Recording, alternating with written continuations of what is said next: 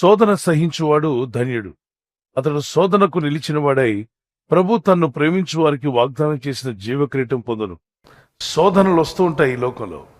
నేను ఓడిపోతాను, నా జీవితం ఇంతే, ఈ శోధనలో పడ్డాను, శోధనలో నేను సతమతం అయిపోతున్నాను, శ్రమలు కష్టాలైనటువంటి ఈ సముద్ర కిరటాల్లో కొట్లాడుతూ ఉన్నాను అన్నటువంటి ఆలోచన కలిగిన వారందరూ కూడా ఈరోజు ఒక తీర్మానం చేసుకోండి.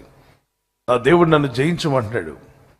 జయించే శక్తిని కూడా నాకు దయచేస్తాడు. మీ వీధిలో, మీ ఉద్యోగ స్థలంలో, మీ వ్యాపారంలో, మీ యొక్క చదువులో కావచ్చు, మీ అనుదిన దైనందిన జీవితంలో ఎటువంటి శోధనలు వచ్చినా, ఎలాంటి శ్రమలు వచ్చినా వాటిని జయించగలరు అని మీరు నమ్మండి.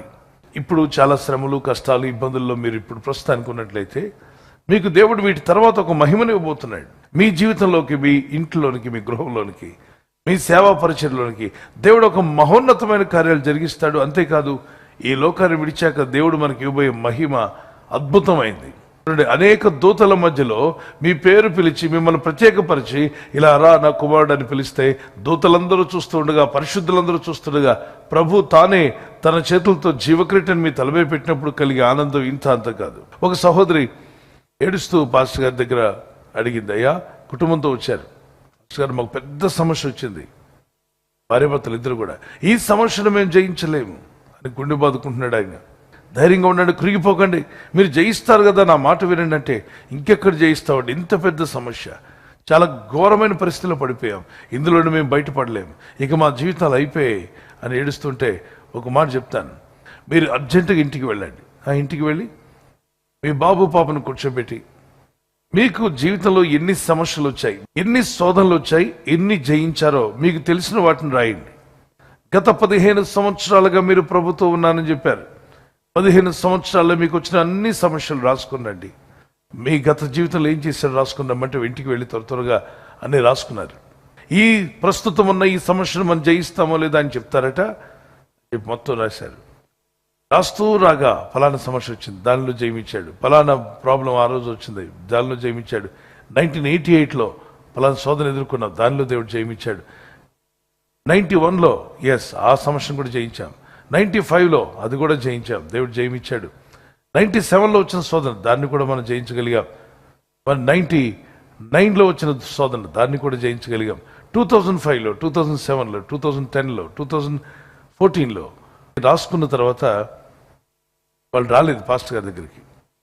దైవజనుడే ఫోన్ చేశాడు, ఏంటి బ్రదర్ శోధన జయించారా లేదా, జయించడానికి నన్ను అడుగుదానికి వస్తా అన్నారు కదా, 15 సంవత్సరాలుగా దేవుడు చేసిన మేలు ఏంటో రాసుకుని రమ్మన్నాను, ఏం జరిగిందంటే మాకు జయమిస్తాడు నమ్మకం వచ్చిందండి అన్నారట.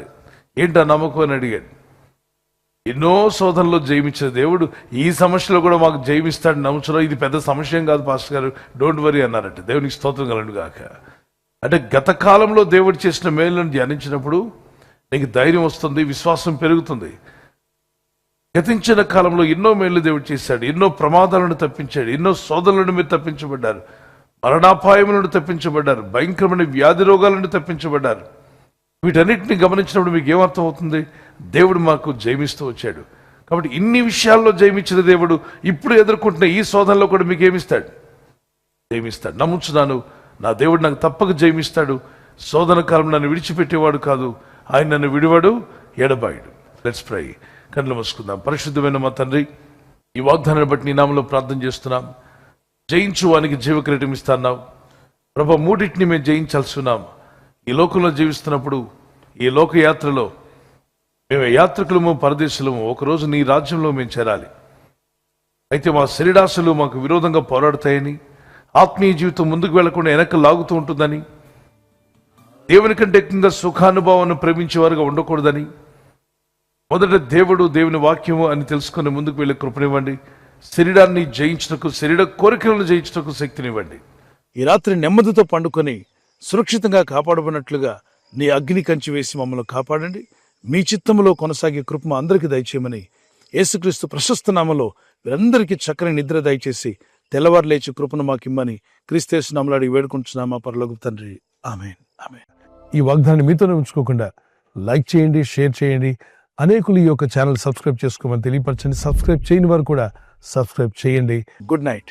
God bless you.